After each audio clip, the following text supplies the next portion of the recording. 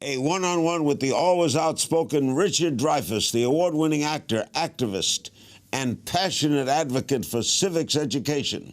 We'll find out why he believes an invisible killer threatens American democracy. It's on this edition of Politicking.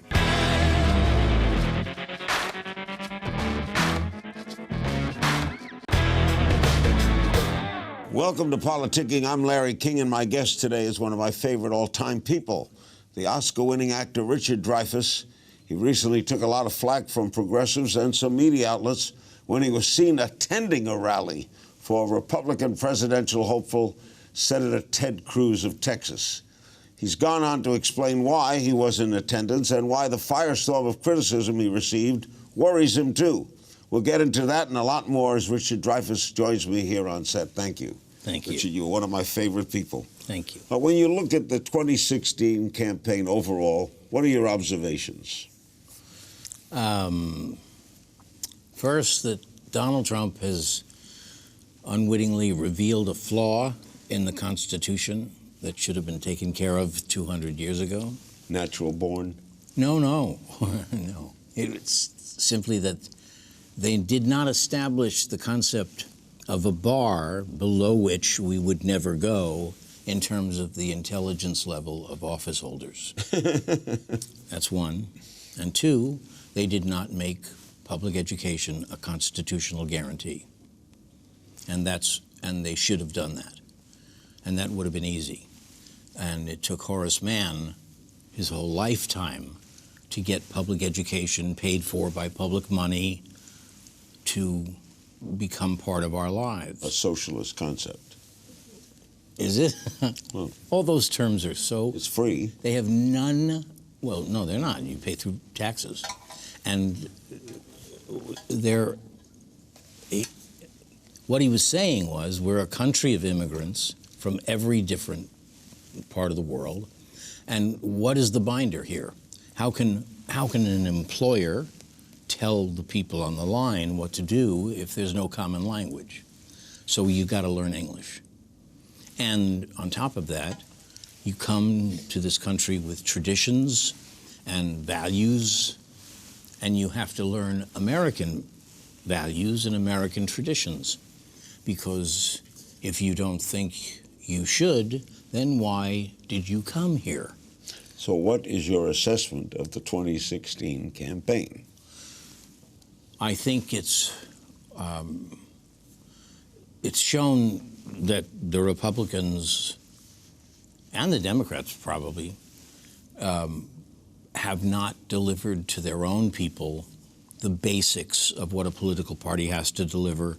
They have not improved their economic lot in 30 years. Only the rich get rich, and people of middle class or lower get nothing. And that's the basic thing that any political party has to achieve. And right now, people are furious. And unfortunately, because there is no civics and no one learns the mechanics of Republican democracy, they're taking their anger and they're handing it to a guy from the outside. And it's not that he's an outsider. It's not that he's a businessman. It's not even that he has very conservative political views, which he does and doesn't have because he changes them all the time. It is his simple indecency. He is an indecent person. Why would that be attractive to people? Because it's the same satisfaction that we get when we go into a bar at night and we hear one guy going, yeah, and he's speaking all of our shallow hatreds and fears. It's that guy, which we've always known belonged in the bar and not in politics. Now, we've not been served by our politicians, and so we're turning to the guy in the bar. But the thing is, indecent, I'm not using that word haphazardly. Would you invite to your home for a dinner party a man who was a loud, lying bully and who was clearly inciting to riot when he says, I think we ought to rough those people up before we throw them out of here. When he said that, the hair went right up on the back of my neck. And I think that if he came to you and said, I want to marry your daughter, you'd kick him the hell out of your house. So what are we doing? We're electing him president? You don't think we'll elect him, do you? I probably don't, but here's another thing. The media is totally to blame for the refusal to state inarguable facts that are not meant to be argued. They're meant simply for information, such as we talk now about a brokered convention as if that's some kind of conspiracy to steal from the frontrunner his due. Well, no, that's not the way it worked ever, and it's not the way it's going to work this year. And even if you are only one vote short of that number, you got to have another ballot. And that works both for the candidate and against him, because you get to dicker and wheel and deal and make promises, and then you got another ballot. There have been elections in the country where there were 103 ballots.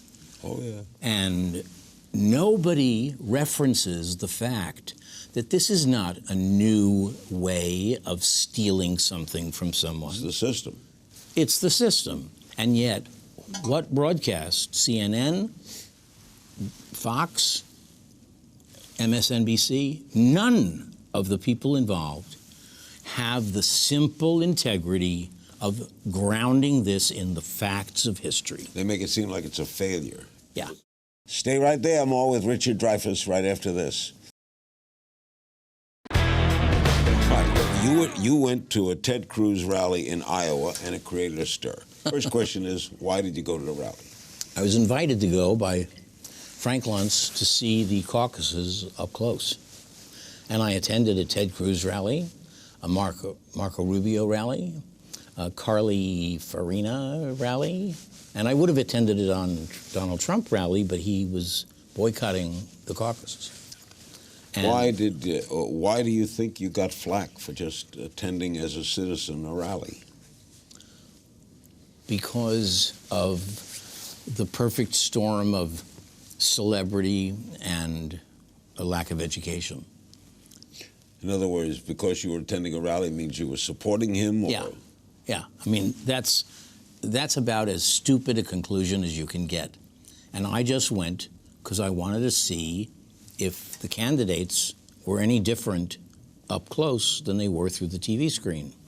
And they weren't. But I wanted to go. But then to receive all that flack, did you see what my son did? No, what did he do? My son Harry, bless him, wrote a piece defending me and defending curiosity. And he wrote this wonderful phrase, exalt curiosity. And Megyn Kelly invited us on her show. And we went. And my son, who is a babe magnet to begin with, did very well on that show. And at the same time, people that I know and I've shared politics with for years got all huffy and thought that I was endorsing Ted Cruz, which makes about as much sense as a monkey. Does Ted Cruz scare you? I don't think Ted Cruz could be elected president. Not unless, I don't think that could happen, or Marco Rubio. I think that the Republican Party is in mortal danger of ending its life because they have been captured by their most extreme membership. And all of them, Marco Rubio, except for the governor of Ohio, they're all catering to the most extreme political views. But when a general election occurs, Right. Everyone says you have to come to the center. We have never, to my degree, elected an extremist. Except when we elected George Bush, and I don't mean to put him down. It was simply that the Republican establishment didn't vet him properly. They didn't know that his religious conversion was real, and they didn't know that he was a screw-up in college, that he wasn't very smart. And so that's why Dick Cheney took over the first presidency, and when George Bush realized that Dick Cheney had kept information and, channeled information, he isolated him completely from the second term. He insulted him. He did. Yeah. All right. You recently told The Wrap that there is no politician in America anymore that impresses you. Right. No politician. Not in this time, no. There was, as I was growing up, and there was in history, many of them. And there probably will be in the generation to come. So why this vacuum? Because we have allowed money to take over politics to such an extent. The Supreme Court did that. Well, it was actually before the Supreme Court did that. I once sat down with Sandra Day O'Connor, and I said, why do you let money be the entree to the political world? And she said, what's wrong with money? And I said, well, one thing is that was the reason we left the British Empire to begin with. We didn't want to be ruled by a thin class of the wealthy. And you shut out 9/10 of the people who live here from getting involved in politics because it's so expensive. And I once addressed the 50 Chief Justices of the state Supreme Courts. And I said to them, I'm going to put a question to you, and you give me an answer whether I'm crazy or not.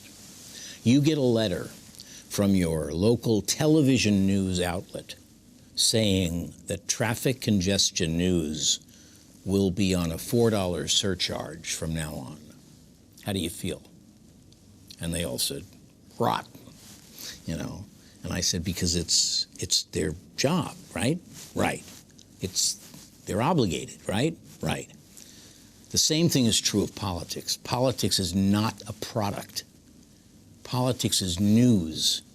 You're obligated to cover the news, but you cannot make profit from it. And campaigns are built on the billions of dollars that go to TV for their profit and not for any information. They are obligated to cover the debates. They are obligated to cover the news of this campaign, but they are not allowed to create a product. And I think that there should be a constitutional amendment that firewalls completely money, politics, and television. The one and only Richard Dreyfuss. We'll be right back with more politicking. Welcome back to Politicking. We're talking with Richard Dreyfuss, the great Academy Award-winning actor who's rarely shy about expressing his opinions. We're talking about the 2016 presidential race, the media coverage of it, and about his project, the Dreyfuss Initiative. We'll discuss right now. What is the Dreyfuss Initiative? It's the revival of the teaching of civic authority, and it's all to be accomplished before kids graduate from high school.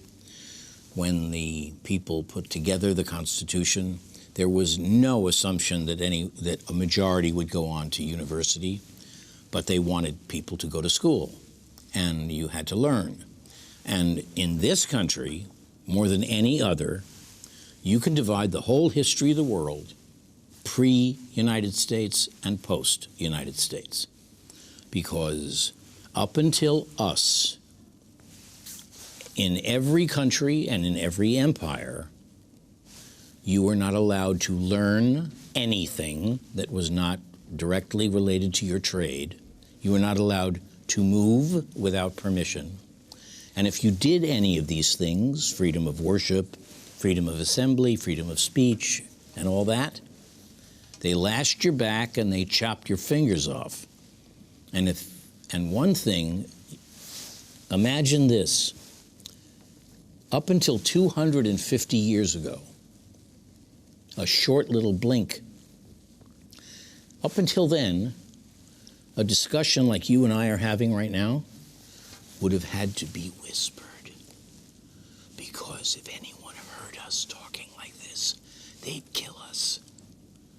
And the gift of America is that we created the courageous conversation of politics. Have we stopped teaching civics? Yes.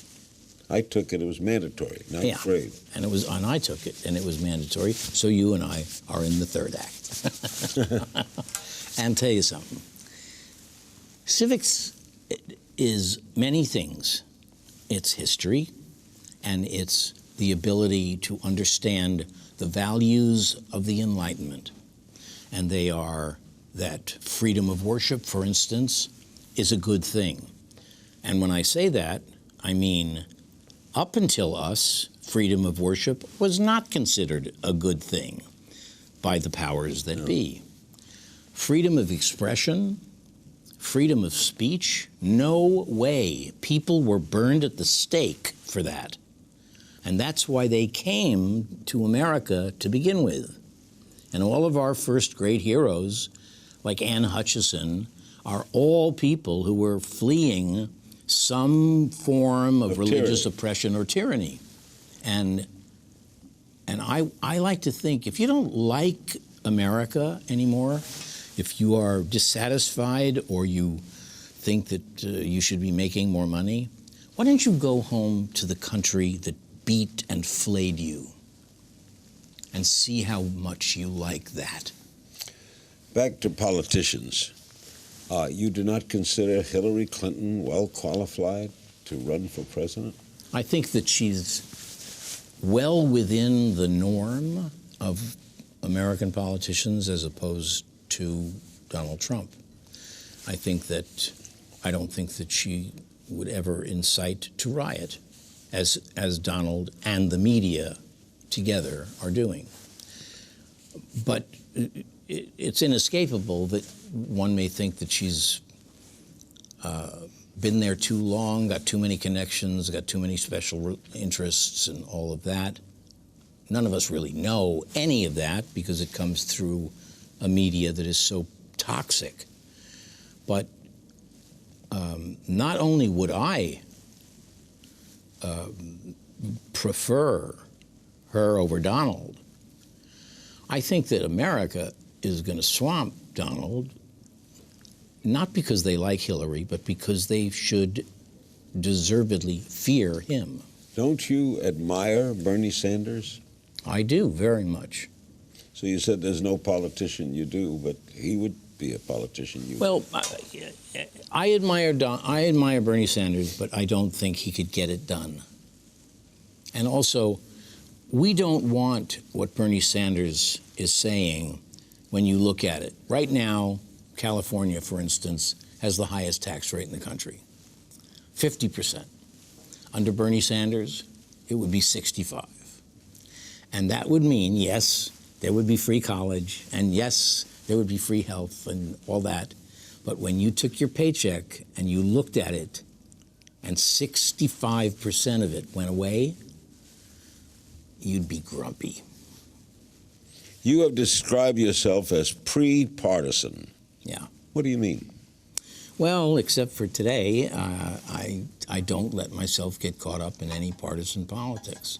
I don't have political opinions about immigrants and whatever. Do you vote? Let me tell you, we have been led like a Judas goat into thinking that voting is the mark of citizenship. But when that vote is so corrupted and so mealy-mouthed and so lawyered that by the time it gets to you, you can't even understand which are you voting yes or voting no, I would say it isn't voting that makes you a good citizen. It's informed voting. And you have to be informed, and you have to know the issue. And you can't learn the issue if you watch either Fox, CNN, or MSNBC. We'll continue the conversation with Richard Dreyfuss right after the break. Why have our politics regressed? You said in your childhood there were great politicians, I imagine Franklin Roosevelt. Right. Where are they now? Why don't we have them? Where's Franklin Roosevelt now? We have special interests. We have interests that choose to spend ungodly amounts of money in twisting and turning legislation so that it either is weakened or it becomes a mirror image of what it was meant to be. And as Sandra Day O'Connor said, there's nothing wrong with money being the entree to the political debate. Well, that to me is, as much as I respect Sandra Day O'Connor, that's antithetical to being an American. Antithetical. There's no excuse to say that only the rich can run the country. When Donald Trump says, "Make America great again," what does that say to you? It says, I want to be a dentist, and that makes him a dentist. You know, it's as simple as that. We've reached a level of silliness where Donald Trump says, I'm going to make America great. How? I am. That's how. All right? I want to be a dentist. Then you're a dentist. Fine. Thanks. Do you have to know anything about teeth? No. No, Brooks. Here. How'd you become a psychiatrist? When I put my hand on a rock and said, I am a psychiatrist. There's wisdom in Mel Brooks. So you, I dare me say that you have no optimism. Well, I do, actually. The demographics of this thing are not handing the presidency to Donald Trump.